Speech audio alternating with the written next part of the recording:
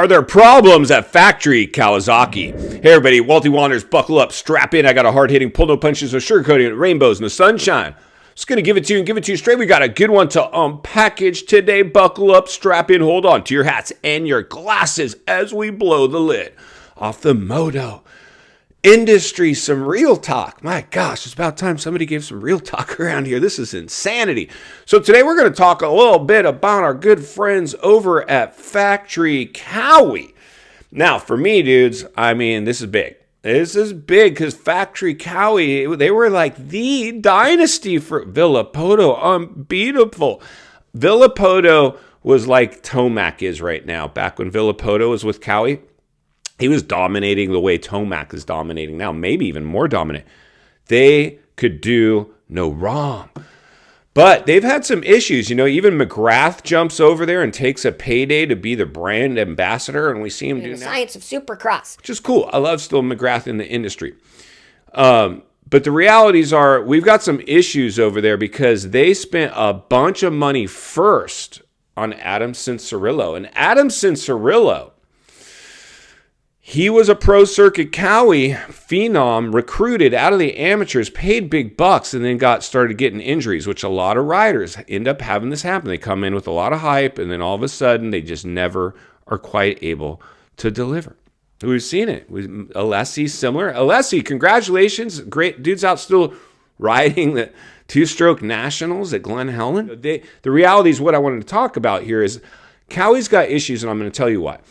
See, Anderson, after winning that championship while on the Husky, was able to command a big payday from Kawi. They pinned it all on Anderson. I bet you Anderson wishes he had stayed put now.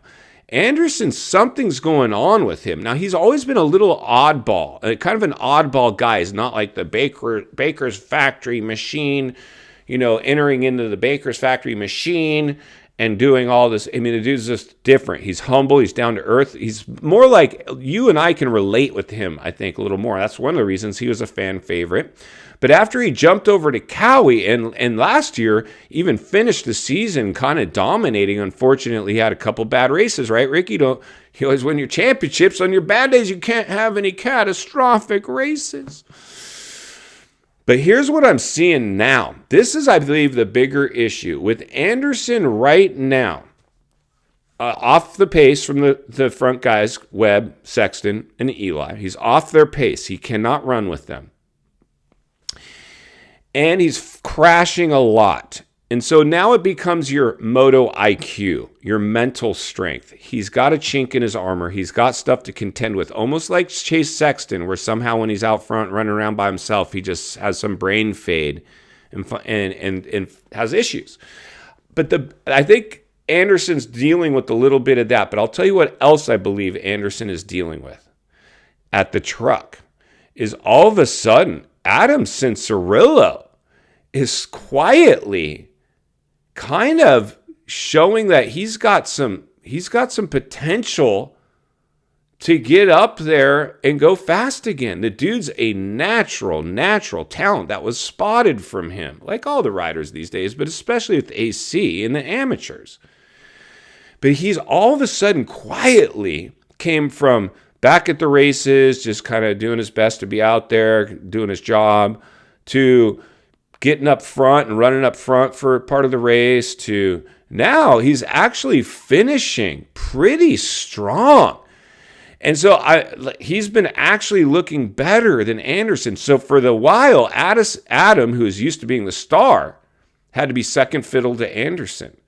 I believe right now at that truck, Adam is getting he's always got a lot of fanfare, but I believe he's starting to get more fanfare, and not only from the fans, from the team.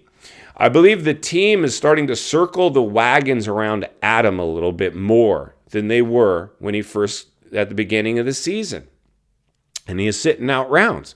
So I think that's it's going to mess with you. It's just the reality. If you're Anderson and you're seeing all of a sudden AC, he's beating me, he got better finish, I'm falling, something's wrong at Kawi. And Kawi, because they had every resource available to them, they were basically a dynasty of sorts. This is a tough place for Cowie. And when they paid that money to Anderson, a big payday because he was a champ. He was a champion. He won a 450 Supercross championship back in whatever it was, 17. You command big bucks. You can command big bucks for that. And at first, it looked like we talked about this. I remember bench racing, like on Main Event Moto with Daniel Blair. We talked about at the beginning of the season. Pulp, all the other channels did as well. Anderson was a championship top pick. Some people picked him to win the championship this year over Eli, over Sexton. Most of us wrote off Webb. So something's going on at Cowie. This is going to be very interesting. If Anderson can somehow do what he did last year and just start winning races, maybe they salvage some of this. But what I'm seeing out of Anderson right now, it progressively is getting worse. His finishes are getting worse, and he's crashing more, and he's getting in altercations on the tracks with he's frustrated. And like we saw in this last in Arizona, was it him in Barsha, or somebody passed him, he didn't like the way it happened, and it was Webb. It was Webb. And he got back in there, and it was about to dish it back out, and Webb saw what was coming, and he's on probation. Something's up with Anderson right now, and that means something's up with Cowie. And as we see Adam now start to improve, that is a recipe for disaster in terms of the team dynamic if you don't have somebody in there keeping everybody's heads on straight. And this is a high-flying, high-octane sport. Keeping people's head on straight when egos are involved, money's involved, that's a hard one to do. In final thoughts, I come to you as a friend, as a moto guy. Somebody wants to see you not only win on the track, off the track, understanding the waters we're swimming in now, shark infested. Cowie's having some issues, my friend. We're almost every team is, but Cowie with Adam and Anderson's roles now, because they're both changing the expectations, the outcomes, the finishes, the progression, everything's changing between the two riders. And it's all about the riders at that truck. Everything happens because of those two riders. And I believe we're seeing Anderson possibly not happy. And that's why we're seeing him on probation. That's why we're seeing riders have to check up because they're afraid he's going to dive bomb him. He's getting a little squirrely out there. And Adam's just been steady Eddie, trying to be Mr. Level-headed and consistent.